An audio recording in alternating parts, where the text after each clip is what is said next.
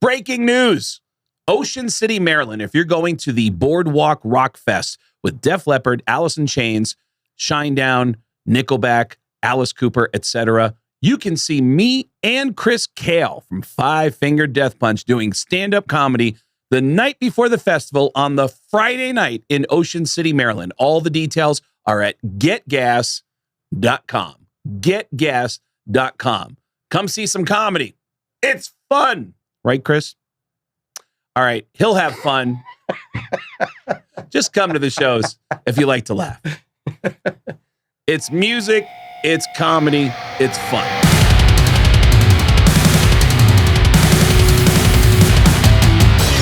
Beardo and Weirdo. We are back, and this is a live show. This is a brand new show you're watching. How's life been treating you? Life is good, man.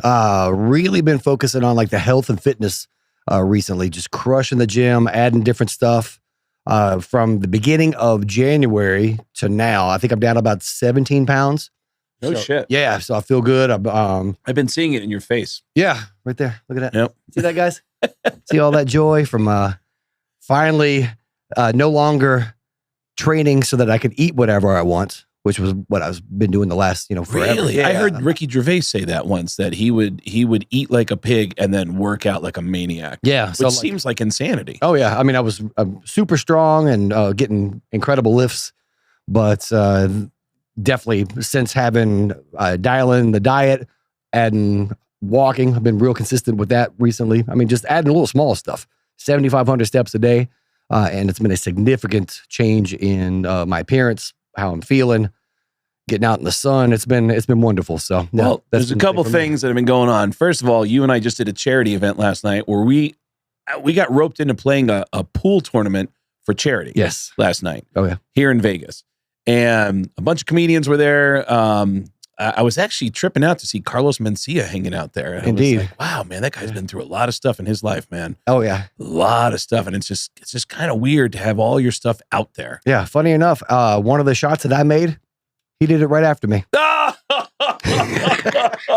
motherfucker. You didn't even waste any time. Nope. Went right for it. And then... Love you, Carlos. Sorry. Just kidding around, man. Let me open up for you here in Vegas.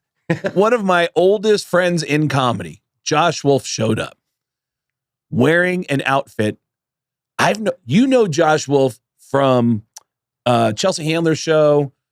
He's touring all over. He's killing it right now. He's doing theaters all over the world and literally all over the world. He just did a big Australian tour. Nice. He showed up in this outfit.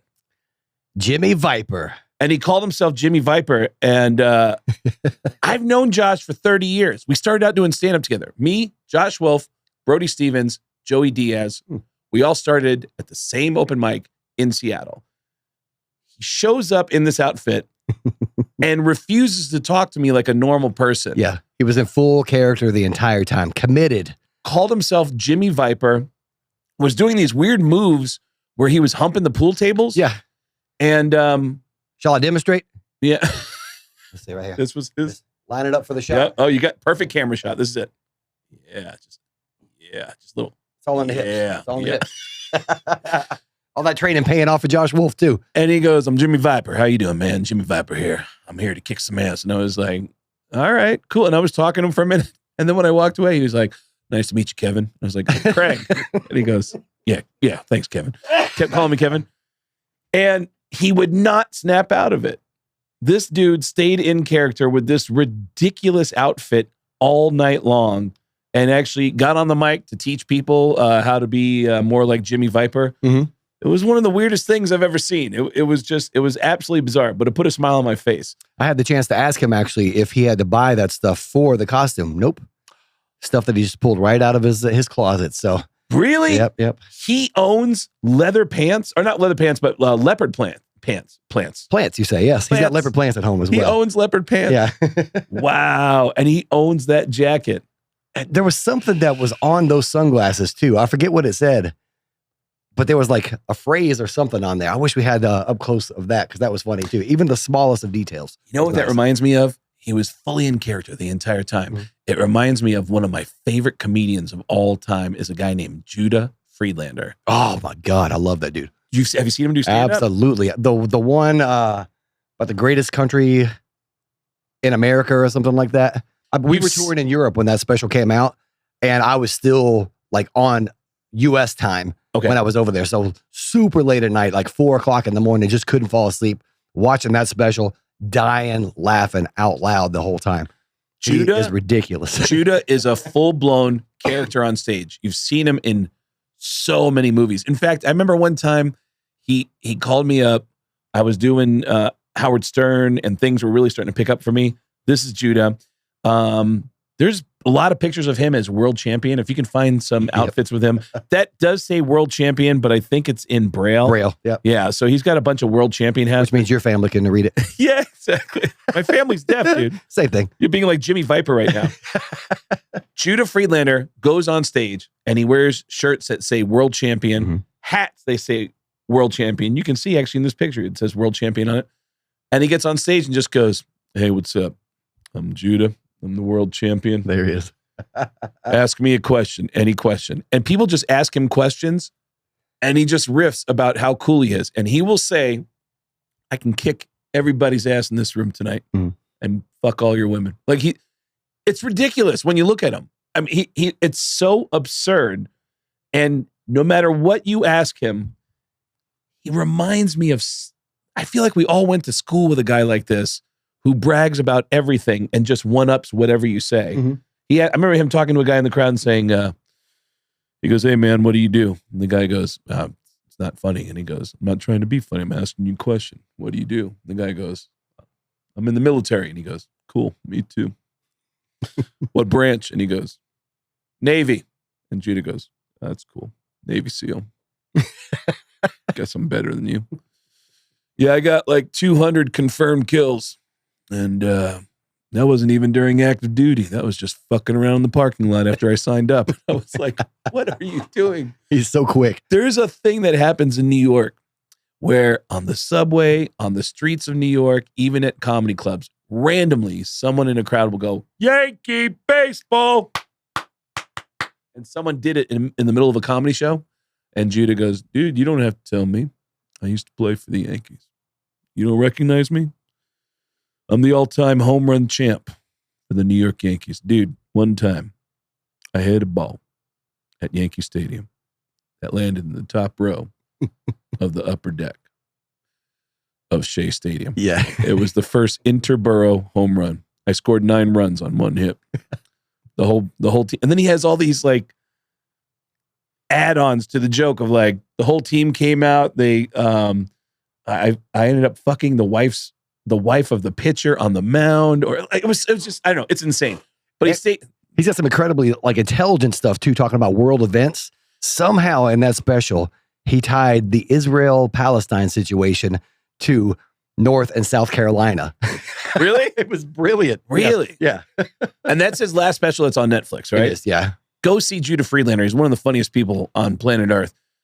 And speaking of funny people, this town, Las Vegas, was overrun with wrestling fans. Yes, it was. And the videos... A little too much running for one person, and a video coming up here. There was so many out-of-shape wrestling fans that these videos started going viral. And the traffic was so bad, foot traffic, on the streets of Las Vegas, and one of the escalators was busted. The up escalator was busted. So the only way to get up onto that bridge to get to your hotel is you had to run up the down escalator. And people were making videos like this. And you can hear, can you get the audio of this? So close. He's got to move out of the way. The champion is coming up right behind him. Yeah. Respect the champ. Is there a guy with a belt? Yep. Look how annoyed everybody is behind him. Oh, just get me out of there. Couple of show-offs there. Yep. Is that Tom Green? Oh, there's the belt. Yeah. And look. Yep. One more time. One more. Very supportive crowd. I like that. Can we see that one more time? There's a moment where he gives up on life. And he throws his fanny pack. So close. He's like,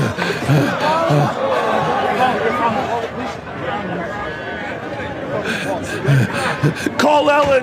Tell her I'll be home late.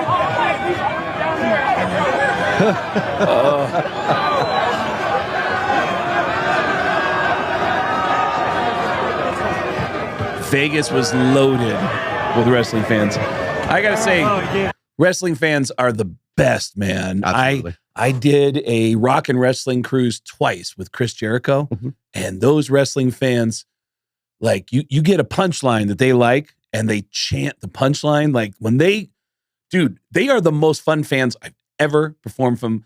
I remember I had a joke about the last night of the cruise before my last show. I was in an elevator, and there were a couple girls in the elevator. The elevator goes up, and I hear one of the girls go, "Girl, you've been on this boat for 5 days and you still ain't got no boat dick." And I was like, what the fuck? I was like, that sounds painful. What is boat dick? It just sounds like I told that joke on stage, and everyone started going, boat dick, boat dick, boat dick, boat dick. I have been looking for an idea for a knuckle tattoo. Boat dick might be it. Right? Mean mugging boat dick. Do you really feel like you got to cover that space because it hasn't been covered? Not so much, but I like the idea of it. Yeah. Even as a little kid, my mom and dad said that I would like draw on my arms. I would take like a piece of paper, draw something in pencil, make it super heavy, and then wet my arm down. No way, throw tattoos really? on, and then other kids would hire me to do tattoos for them too. No way. I miss my calling, man. Miss my calling. Well, there was a massive event that was related to the wrestling weekend. WrestleMania was in town, and come to find out that a comedian that we both know, Tony Hinchcliffe, was going to do the roast of WrestleMania. And I texted him and said, "Hey, Tony, is it okay if me and Chris, do you have room for me and Chris at WrestleMania?" And he said, much to his credit, quickly answered, yes. Like within seconds. Oh, yeah, it was wonderful. He said, yes. Thank and you. I was like, dude, I think we're set up. And you're like, all right, cool. And I texted back and said, all right, let me know who we should talk to. No response. The next day I was like, hey, dude, let me know who we should talk to. No response. And I was like, all right, so maybe he's busy. I didn't want to bother him. Here is video of us on the night of the wrestling roast. Here we go.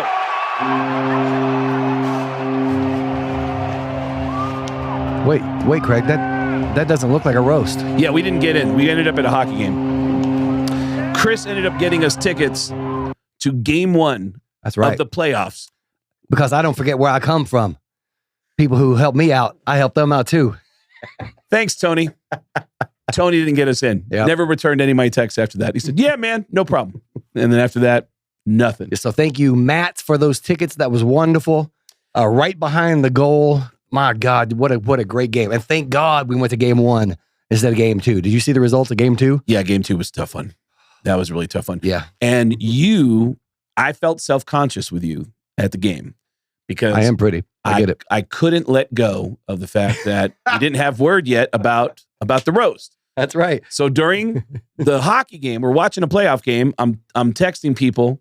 I find out Carrot Top says, yeah, I'm going to the roast. And I'm like, oh, okay. Well, dude, can you get a hold of Tony and just find out what's going on? I'm texting people exactly what Chris is doing right now. No, I'm trying to find my gratitude list because you made it into my gratitude list. I read it in the gratitude list. And he wrote in his gratitude list that he was grateful that he wasn't obsessing like I was. And I knew I was going to end up in that gratitude list for texting during the game, that I wasn't focusing on the game. You gave me perspective, man, because I too have long been an addict of more destination addiction. Like, this is good, but I need to be over here. This is where I've been. So seeing my behaviors that I've had over the years right there on full display when you are at game 1 of the Golden Knights game against Minnesota. Yep. Row 2. Yep. Behind the nets. We're right up against the glass. And it's all, hey man, I'm working another angle over here. Maybe we can get into this. Maybe we can get into it. So hold on. Oh, did somebody score? Did somebody score? Absolutely true. Guilty. Yep. So yes. But here's the funny thing. I see that in Chris Kale's gratitude list. And then 2 days later, I text you with a question about something. You text me back and said, yeah, I'll get back to you. I'm in therapy right now. And I was like, you're texting me during therapy and you're giving me a hard time. I was pulling up a picture or something for my therapist and I saw your text. I was like, let me text Craig back real fast. I just pictured you going, yeah, it's been just really hard. Just hang on one second. You mean this right here? Hold on. Let me.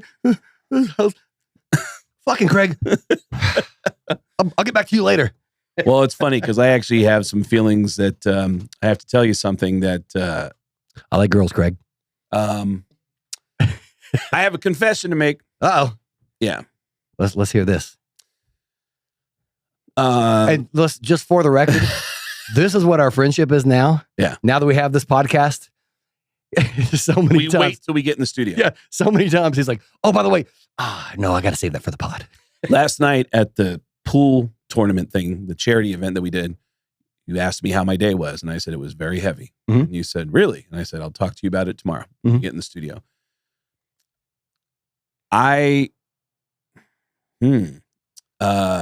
In the last couple of weeks, the breakup with my girlfriend has been playing over and over again in my head, and what was bothering her when we had our last conversation and the valid points that she was bringing up. And I started to see a lot of what she had said to me very clearly that I didn't at the time. And I felt like I needed to talk to her. She had said to me in our last conversation, like, okay, well, if we're doing this, you can't ever call me again. And I said, okay. And I said a nice thing to her. She said a nice thing to me. We hung up and that was it. Mm-hmm. And how many weeks ago has that been now? That was 2 months ago. 2 months ago. And I reached out to her and she had blocked me on my phone. So I had to reach out to her through social media. And I said, hey, I know you said that you don't ever want to talk to me again, but I feel like I want to clear up some things that are some misunderstandings. And can I call you? And she said, yes. So I called her. And right away, she told me that she was mad about something that I now need to clarify. She did not break up with me. I broke up with her. And when she said that, initially I said, no, you broke up with me. And she goes, no, Craig, you broke up with me. And I'm being contacted by people who are like, oh my God, you broke up with Craig? And she goes, I didn't break up with Craig. He broke up with me. Here's my problem. Mm-hmm.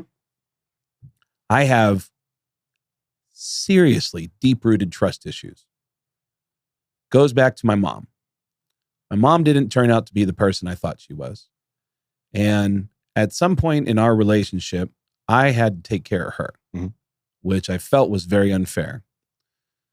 Also, along the way, I fell in love with music, loved going to concerts, started making friends right away in the touring industry. From the age of 13, 14 years old, I started making friends who were roadies, production managers, technicians, et cetera, et cetera. Friends you still have today too. Those long-term relationship you built. And I spent a lot of time backstage at concerts where throughout all my teenage years, I saw firsthand over and over again, not women that you see backstage at every show that you typically see. They're always trying to get backstage. I saw women who had their shit together or were married. Sometimes I had known their husband or met their husband, but they're backstage at a show of a big rock band and they're like, this is my one chance. And I watched them behave in a way that would have killed me if I was their husband. Ooh, yeah. And I repeatedly saw behavior that showed me that you can't trust anybody. Mm-hmm. And that's what I took away from it. I took away a distrust of women. I also got into a lot of relationships with women I had no right to be with. They weren't, I've joked about, and it's true, no relationship should ever start with the words, hey, want to meet Whitesnake? It's literally how one relationship started for me. And I was like, God, I love this girl. That's how we met. Yeah, that's right. And over the years, I dated a lot of women who cheated on me, used me to get to somebody else. Mm-hmm. it continued to sow this distrust that I had, that I realized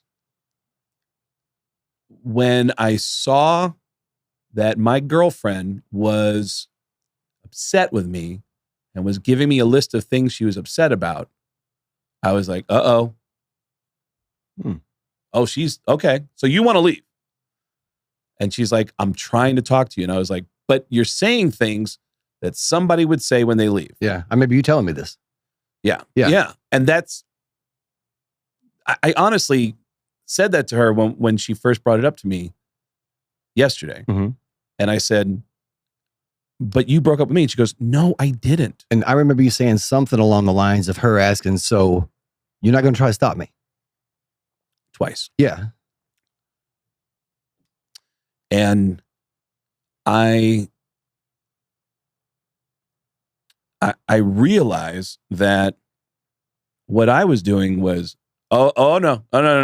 You want to leave. That's what you're doing. I know what you're doing. Self-fulfilling prophecy right there. But it's all my life of, I know what you're, I was putting on her what I had seen so many times. By the way, there was a moment in my life where I started to meet good women. And I didn't know how to be in those relationships. And I learned along the way. I learned through some trial and error about how to respond to good women. And she is the best woman I've ever met. And she had problems. She had issues she wanted me to work on. And she said, look, these are issues. And she walked out the door and said, you don't seem to want to talk to me about this. I shut down on her. And so she walked out the door and she said, unless you want to stop me. And I was like, I think you want to leave. And she just couldn't believe I was saying that. Walked out, went back home to the mainland. We were in Hawaii. She calls me the next night and says, hey, I think we need to go to counseling. And I said, counseling? Why would you want to go to counseling with a guy that you said all these things to? And she said, well, I think we should work on it. I said, but you clearly don't want to. Why would you want to be with a person like me? And still beating yourself up. I didn't realize at the time. And the last words were, she said, okay, are you breaking up with me? Because if you want to break up, then you can never call me again. And I said, yeah, I think this is what you want. And she said, damn, I know. Yeah. I mean, when I look back, and giving you every chance, but like the self-sabotage that we often do as addicts. Yeah. So I realize a lot of trauma. I realize a lifetime of mistrust. By the way, it's not just family and ex-girlfriends, it's friends. I've had friends who over the years turned out to not be the person I thought they were. I've had friends hook up with my girlfriend that I'm dating at the moment. Damn. I've had friends, so over and over again, I've been getting these experiences that have led me to be really distorted in how I responded to this woman who I love. So we talked for 3 hours. It felt like 20 minutes.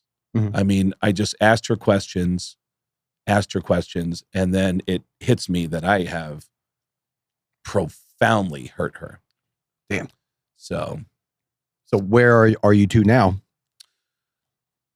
It is without question, the door opens up to look at yourself, get therapy, go see a professional, go see a couple professionals. And that's what I'm doing now. But I owe her a massive, massive apology for saying that she broke up with me.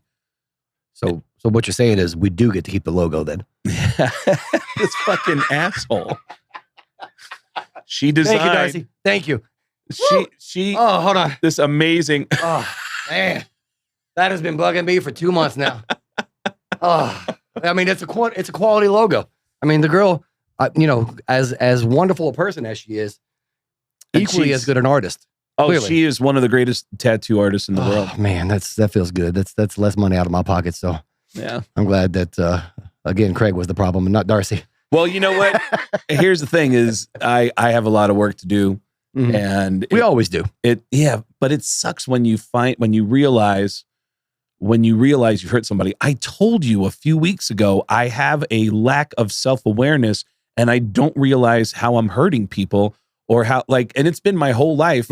I've had moments in my life where I don't realize I'm stepping on your toes. You got to tell me, dude, look at what you're doing. And I go, oh shit, I'm sorry. I didn't know. I genuinely didn't know. The fruit and vegetable trays in the dressing room. Yeah. You always, hey man. So anyway, you going to eat this too? I do that. I have. In fact, when I talked about it on here, I haven't seen it. Well, when I did my first arena tour with Russell Peters, it was the weirdest thing to go into catering and know that I wasn't stealing the ham. I could actually have the ham. Yeah. Because usually I would just be in catering and just be like, just roll up little slice and just walk out and come back and sneak in again, get another thing of ham. But my God. Well, I'm glad that, that's one of those things that is difficult at the end of a relationship or the perceived end of a relationship. When one person tells you, hey, this is my boundary, don't contact me. And then, I don't know. I mean, I guess, looking at it now for you, it's courageous as hell for you to reach out, given what she said, if we break up, don't reach out. And to go against what she had said there. And now the growth and the awareness that you have of the whole thing. Because, I mean, I remember you distinctly telling me in this podcast, because that's where we share this stuff now, about her saying, you're not going to try to stop me. And then you were just like, no, you don't sound like you want to be stopped. So, what did you think when I told you that? I don't even know, honestly. Because now I'm thinking about it with today's brain rather than the information that was back then. Right. I mean, if I perceive someone to be breaking up with me and they wanted to go, my hands are off the wheel. This is your decision. I got to deal with my own stuff at that point. So no, I'm not going to try to pander and beg and plead. I got to have some dignity in this thing. As much as I would have wanted to, I didn't get the opportunity. Yeah. She said the same thing about me. Don't come to my comedy show. Cool. I've honored that. But you know who showed up for the Rick Diaz show? I know. That's a crazy thing is that when your girl broke up with you, she said, do not come to my shows. And you're like, okay, cool. Yep. And then she showed up at one of your shows. Yeah, but and everyone in the club knew it, right? Oh, yeah, they were all freaking out. Oh my God, what do we do? I'm like, it's cool. I'm fine. Yeah. I hold no resentments. Wasn't angry about it as well. Honestly, I crushed at that show. So I was like, cool.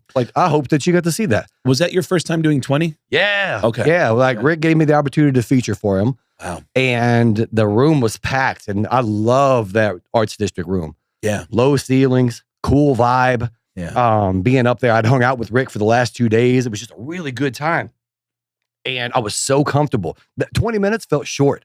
Really? Honestly. I think I skipped one story because I realized that I was running out of time.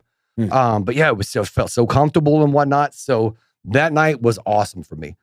Absolutely beautiful. It was awesome for me too, because that was the first time that I'd seen her in public since I don't even know when the last time I saw her was. So you're seeing her and crushing in front of her. Well, I don't know if she was there when I was on. Okay. Or if she showed up when Rick was on. Okay. I don't know when she actually arrived. So I don't know if she saw the show or not. But you're going to hear about it. Yeah. Guarantee you. Because that room was mine that night. It ruled. It was so awesome. I'm proud of myself because, we often have these conversations with ourselves and project into the future. What's going to happen? What's going to happen there? And I was fearing the worst out of my own response. And then when it happened, I saw her in the room. I was just like, this ain't so bad. Really? There's no anger. There's no resentments. There's no sadness. Just hey, there was no overreaction on my part, thankfully. And I didn't know how I was going to respond once I saw her in public again. But on my end, I can't speak for her, but for me, yeah, it wasn't bad. Like I didn't. Yeah. And that was your first time seeing her in public since you guys had a therapy session, right? Yes, it was. Okay. Yeah. Actually, I can't remember if it was therapy or the time that I went to the open mic at Wise Guys and she was not nice that night. I actually left because I was like, okay, like this is your area for the open mics. I'll give you your space. Cool, whatever. It's like, I'm not going to deal with this stuff. By the way, remember when we saw Bert a couple weeks ago and he was talking about going to couples therapy with his wife? And then in the middle of couples therapy, he'd go, boom, score one for me. Oh, and they're like, yeah, this isn't. And that's the thing too. Like in that therapy session, there was hope. There was love. There was hopes of reconciliation and whatnot. And then some, I don't know what happened past that, but it is what it is. And again, my response, hands off the wheel. You got your stuff. I got my stuff, currently on separate journeys. I wish nothing but the best. Yeah. And I mean, sincerely, and I'm so happy that I could say that, knowing that it's real and authentic and genuine. It's not lip service. Well, I'm in a spot where I realize that everything genuinely is my fault. Mm-hmm. That's not fun. I mean, from top to bottom, she had issues with me. I got freaked out and said, oh, okay, so you're... And I genuinely, in my head, saw that as that. In my understanding of the world, you're doing this to me. Okay. Mm-hmm. All right. So you want to leave. Yeah. That's what you're doing. And she explained to me on the phone, I was fighting for you. And I went, wow. Ooh, you couldn't see it. Couldn't see that ally. All you saw was yeah, an enemy. Yeah. So yeah, I got a lot of work to do. Are you don't see a therapist now at all? No, but I scheduled one for couples therapy with her next week. Okay. When I get back to New York. Yep. And I tried looking for one for myself as well, because she's like, I think you need therapy on your own. And I was like, yeah, you're right. I've got one. I've been seeing the same therapist for years and years. Oh, wow. Right here in Vegas. Really? Yeah, she's wonderful. I saw her in couples therapy years ago. And I was also doing individual therapy because I was going through like the drug and alcohol addiction back then. And yeah, she's been an incredible asset. If you're at home and you got, particularly dudes, this is one thing that I love about this podcast is the opportunity for me being this, Viking alpha, whatever you think of like this looks like. Yep. And to be so open and honest and talking about feelings, because in Five Finger Death Punch, we have, military, police, firefighters, all these people who are big, strong, tough dudes. And I want to show people it's okay to talk about stuff. I know from personal experience, by holding on to that stuff, I used to always push that stuff aside. I was like, why am I worried about this little bad thing when I have so much other good going on? But yet, if I'm not addressing that little small issue, that area of opportunity, not a problem, an area of opportunity, if I neglect that, it's going to continue to grow and fester. And then everything that it was so good is now consumed by that one thing. So I highly encourage people, talk about your stuff, find a therapist, better help, whatever, like online, even if it's an online thing. I've got a group of other sober dudes that I'm able to talk to at any point. We both have groups of guys that we know that are sober that we talk to and check in with all the time. Indeed. So we're always doing group therapy. Mm-hmm. And there's sometimes that things are heavy and you don't want to put it on your friends, Yeah. And being able to talk about that in a room with a third party who has no attachment to your failures, success, nothing, like no attachment to any of that. It's wonderful. I will say this. There's been times when I've had in group therapy sessions where I've had something inside of me that I didn't want to say out loud. It was just such a heavy weight. Mm-hmm.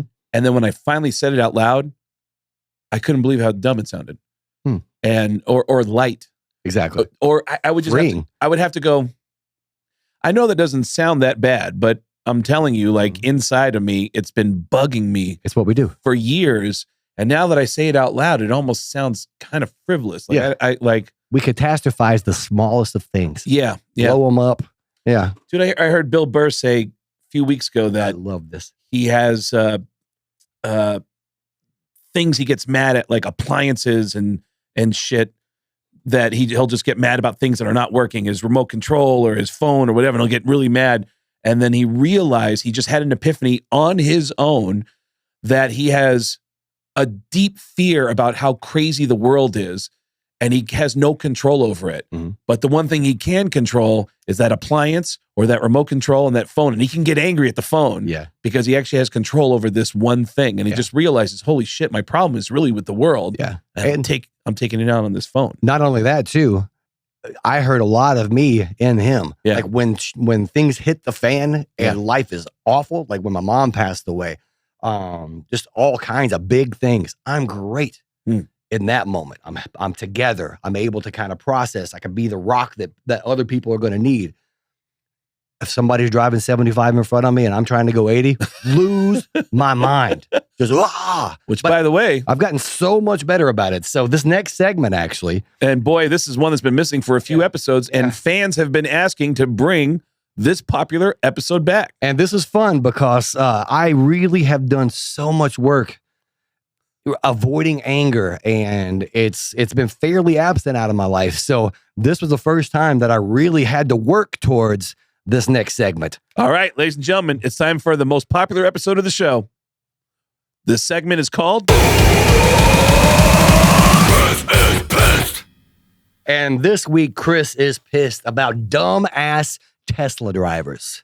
Oh, really? Not Tesla drivers as a whole, the dumbasses. And there's a whole lot of dumbass drivers out there. Okay. The very first segment that we did with Chris is Pissed, it was about people who don't know the rules of the road, hanging out in the left-hand lane. Yep. And me having to be on your ass, get you to move, mean mug, and then get pulled over by the cops myself. So what happened with this Tesla driver? So I have noticed recently that anytime I'm getting mad on the road, well, not anytime, but a majority of the time that my anger is building on the road, it's directed at Tesla drivers. I don't know what the problem is. I'm editing myself for YouTube right there. I don't know what the problem is on their end, but consistently driving in the left-hand lane, going incredibly slow. Oh, wow. There was a guy yesterday in a Tesla driving super slow in the left-hand lane. So rather than be mad, I go over to the right. I was going to pass him on the right, gunned it. Woo! The Tesla driver gunned it? The Tesla driver gunned it. I hate it when people do that. Yeah, so let me get around you, but no, you're not going to, you're going to slow me down and you're not going to let me get around you. Yeah, so this guy, I pulled up next to him, gave him the finger signal, smiled, and then went back behind him. I was okay, I'm going to follow you. And he behaved differently once he saw what the person that he was cutting off looked like. That's what this picture is? Not this one here. Okay. This is another dumbass Tesla driver. Right. So let's go ahead and pull up this picture here. Wow, Chris is pissed twice. At the same dumb people. So this is a Tesla. Can we throw in another Chris is pissed? How about this particular dumbass right here? All right. You notice, Tesla, they don't use gas. It's an electric car parked at the pump. You fucking dumbass motherfucker. You know what? I reposted it because you tagged me in it. Yeah. And I didn't even, I was like, oh yeah, the guy's parked far away from the, and I didn't know what it was. And people were commenting and saying, I don't get it. And I was like, yep, now, you know what? I don't get it. See? And now I get it. Tesla parked at the gas pump. Oh, that is so hilarious. This is another thing that bugs the hell out of me is inconsiderate people. Yeah. Like, there were plenty of spots in front of Terrible's is where we were. Terrible's right here. Yeah. We were right. See, there's another. That's another electric car back there. They know what the fuck they're doing. Wow. It's this Tesla dumbass. Plenty of spots in the front of this place for him to park, but he parked right there. It was a full gas station. Oh, every pump was occupied. Oh, that's fucked up. And I pulled up and I was like, is that a Tesla parked?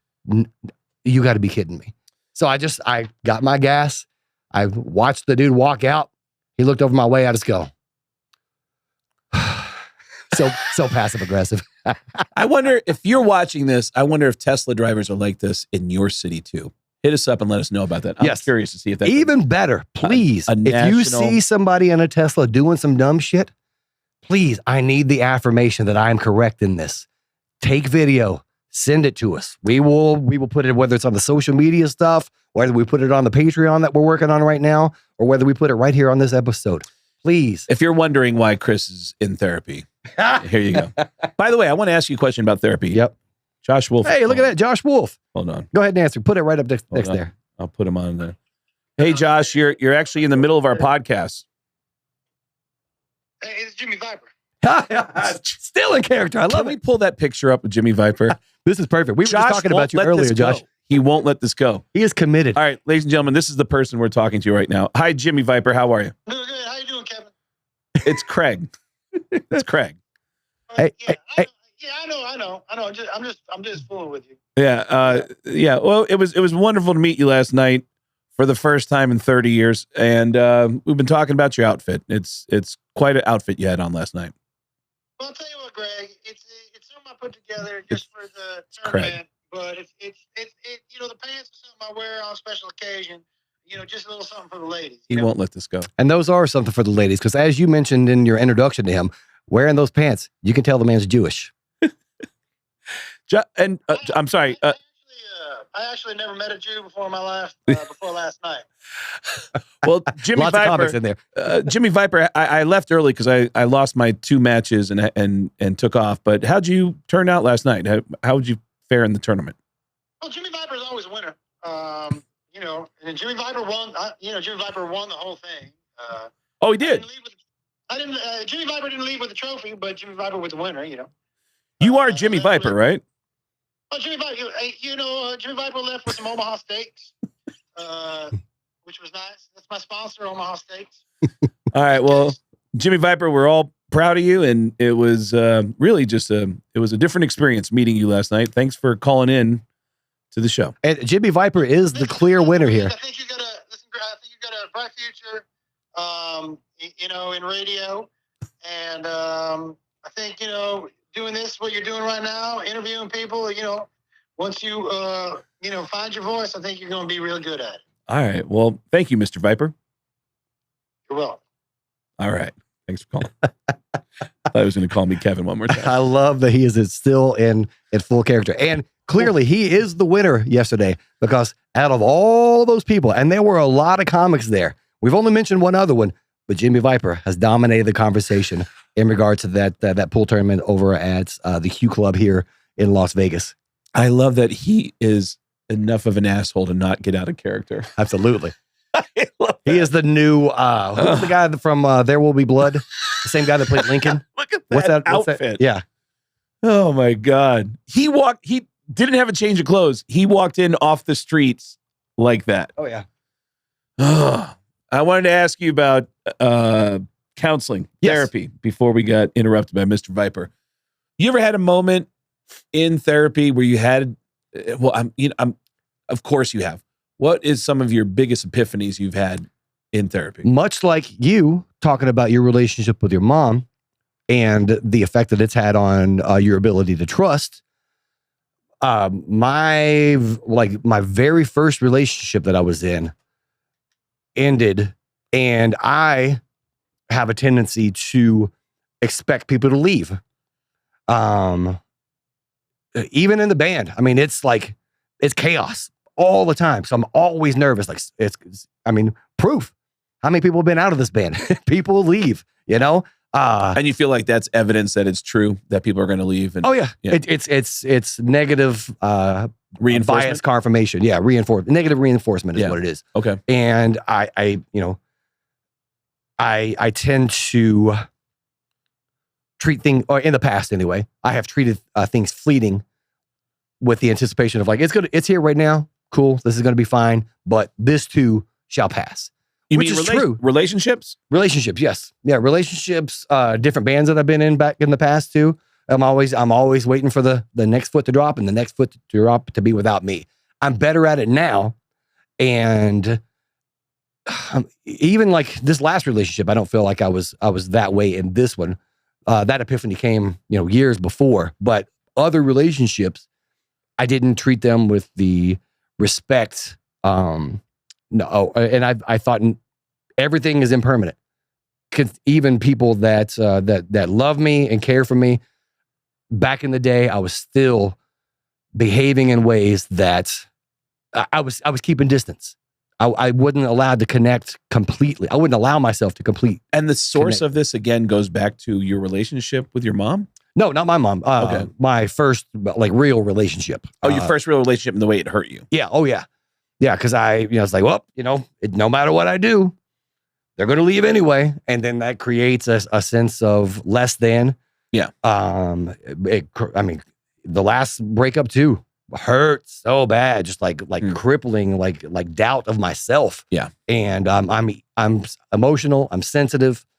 I'm very much boy named Sue. Yeah. Yeah. Make sure, nobody's going to hurt me. Nobody's going to hurt me. Please don't hurt me. Right. Please don't hurt me. It's better now. Like there's a sense of real self-esteem in doing things that fill that resilience reservoir within me. Sober practices, different, taking time to pause between stimulus and reaction, that sort of stuff. So there's been a lot of work that has come right out of those therapy sessions with my therapist. And that was a big epiphany. I never even thought about it. And she brought it up. So to have that third party perspective in a therapy session and realize, oh, hold on, I haven't been completely vulnerable. I haven't let all the walls down in any relationship. Even let people in. Yeah, exactly. Let people in. I am so afraid. So have you always had one foot out? No, I haven't had one foot out. I've assumed they have had one foot out. Yeah. I'm in it for the moment. Okay, it's going to be good, but this is going to much like her when she was telling you all the bad stuff. Oh, she's getting ready to leave. She's getting ready to leave. I probably would have had the same reaction. Yeah. In a lot of my relationships that I've been cheated on, I noticed something was off. Something didn't seem right. Or I actually noticed something going on that looked like they were cheating on me. And they would say, no, what are you talking about? Never. I would never. Gaslighting? Is that what that is? Yeah. Yeah. I would never, ever. Yeah. There was one girl who I dated who said, I saw her kiss this dude on the lips that was her friend. And I went, you kissed him on the lips? And she was like, oh, he's just my friend though. I mean, I just, it's just like you and I did have a really close friend who was a female. And sometimes we'd kiss each other on the cheek, sometimes a little kiss on the lips. And so she said, it's just like your friendship. And I was like, okay, but you're saying things about that guy that like she would he was in a band and she would look at promo pics and go, wow, he's so hot. And I was like, hot? She's like, I don't think about him that way. And then we broke up. She broke up with me. And then I saw her later that night with that guy and he had his arms around her. And I was like, holy shit. Yeah. So when I've had those moments of, I feel like something's wrong. And I'm being told, oh, you're crazy. It's nothing, whatever. But my gut was telling me something. So when I start to sense anything being remotely wrong, I think I'm always trusting my gut, which comes with, it takes me to this problem. Exactly. I'm with a good girl who's trying to tell me, hey, you're neglecting things. I need things from you. And it was so thorough of a list that I went, okay, so I took it all as painfully and thought, okay, I see what's going on. Yeah. And so when she repeatedly said, okay, I'll leave unless you want to stop me, and you're breaking up with me. And it's weird because like talking about, people always leaving, there's a handful of real solid people that have been there throughout all my stuff from, 20, 30 years ago, my ups, my downs. Natalie's one of them. Your relationship with Natalie is incredible. Yeah, that is my best friend. Yeah. And she is an example of people who stay through thick and thin. She is a loyal friend, to a fault probably in some instances. Yeah. But, she is that person that has been there consistently. And we have an incredible friendship. That is, a best friend situation there. My buddy Will from Florida, same thing. Knew him growing up. Here's a fun story for Loudwire. When I first met Will, I'd been playing bass maybe 2 months probably. Okay. As soon as I picked up a bass, I'm like, I'm going to be in a band. I'm ready to be in a band. Yeah. So it's like people going to open mics and being like, all right, so when's my first show? Yeah, indeed. Yeah. When's my first feature? I'm doing 20 minutes. So I saw Will had put up back in Kentucky. There was a place called it was a record store, Cut Corner maybe. I can't remember the name of it now. But you'd have ads on the wall. Hey, bassist looking. Hey man, I've been playing bass for 2 months. I am a bassist now. So he was in college. I was still in high school. He invited me to come to the dorm to do a little audition. We're playing a song by the band that we just got off tour with last year, a band called Metallica. We were playing For Whom the Bell Tolls. So, da-dun, da-dun, boom. That's all I thought the bass was. Da-dun, da-dun, boom. I didn't realize, because my ear hadn't been trained, I didn't realize that. I thought that was a guitar. So I'm playing the bass part, and Will's like, "Hey, what about like the bass part?" I'm like, that is the bass part. Yeah. I do the boom, and then I put my arms in, and I'm just, and I rule the room. Much like when I walk on stage doing comedy. One joke. Yep. Soak it up. That's right. Y'all are welcome. Y'all welcome. I'm doing 20 minutes. I'm going to elicit all this laughter with just hand movements. Speaking of which, how great of a job do I have that I can just walk into a room and just go, and people are like, yes! That is intoxicating. So thank each and every one of you. You walking on stage is a unique walk-on at a comedy show. It is. Absolutely. It is pretty cool. I'm trying to figure out. Well, I want to tell you that off air. But I'm trying to figure out how to say that I'm the Bert Kreischer of comedy. The Bert Kreischer of comedy. He's in comedy. I'm trying to find the angle on that. Because I saw him on stage. I was like, oh, I do that too. That's me. And when I called myself the Bert Kreischer of comedy, when he's in comedy already, that's very Chris Kale of me. I think I told you this before, so forgive me, but when I first started doing stand-up, I was inspired with my stage presence by all those bands I grew up watching, and I wanted to be like a musician on stage. Mm-hmm. Most comedians would stand there with a mic and just tell their jokes, and I wanted to put my foot on the speaker. Power stance. And that power stance, and I had this high energy thing I would always do on stage. And when I got to New York, that didn't work at all. I'd get on stage in New York, and I remember early on, I moved to New York in 1998, started doing stand-up at all those clubs with Bert and Chappelle and Bill Burr and all those guys. I'd get on stage, and I'd go, how you guys doing? And repeatedly, people in the crowd would go, yo, shut the fuck up. And I'd go, okay, sorry. Yep. So how you guys doing? And it threw me off. They were not into that at all. And there were two guys I would watch, Dave Chappelle, Tony Woods, who were masters at being so quiet that the crowd would go, shh. And they would they'd have to lean in and listen. I'll never forget that first person was Tony Woods. I tell you that joke that Tony Woods did, right? Yes. Bert was working the door, and I go, hey, Bert, I think I'm going to go home. I was living like a 10-minute walk away from the Boston Comedy Club with Mitch Hedberg, and he's got all kinds of stories like this. Those casual name drops like that. Yeah. He's got every story has something. You're like, you're just going to walk over. Yeah. I was Mitch Hedberg's roommate. I love that. And I remember I would talk to Bert and say, hey man, I think I'm gonna tap out unless, is there anybody left on the list that I should watch? And I remember Bert one night went like, oh dude, Tony Woods. And I go, who's Tony Woods? He goes, dude, you don't know who Tony Woods is? Dude, Tony Woods is like the greatest comedian ever. Dude, everything Dave Chappelle did, he got from Tony Woods. And I was like, really? And then come to find out, the history with Dave and Tony is that when Dave was 14, 15 years old, he was into stand-up comedy, and he became friends with Tony, who was older than him. He was over 21, and Dave's mom would drop off Dave with Tony and say, make sure he's safe and he's okay. And so he would roll around with Tony Woods and watch him do stand-up. And once you see Tony do stand-up, you go, holy shit, you see the inspiration for Dave Chappelle. And that first night, I walked back in because Bert said, yeah, you got to watch this guy, Tony Woods. And what happened next, to this day, is the hardest I've ever laughed in my life. Nice. Tony Woods got on stage, and he was so quiet. He was almost whispering, and he said, yeah, man, I travel a lot, So, I want to have a pet, but I can't because I travel so much. And when I come home, my pets are usually dead. So I had to get a monkey. Yeah, man, that monkey's cool as shit. That monkey, when I come home, I'll put that monkey in a suit and I'll take him out to the park which is great because when you have a monkey with a suit on, white people will talk to you. And I love fucking with white people. I have a little old white lady who will be like, oh my God, look at that monkey. Look at that cute little monkey. And I'll be like, bitch, that's my fucking brother. And I jumped out of my chair and I landed face first on the ground and I was inhaling dirt off the floor. Mm-hmm.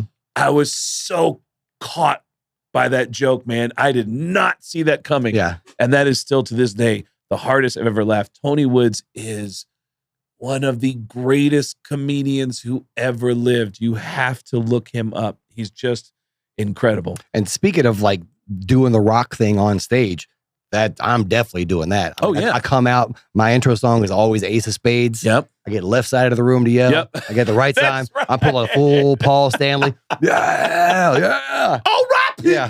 And we're going to do some jokes right now. Two Jews walk in a bar.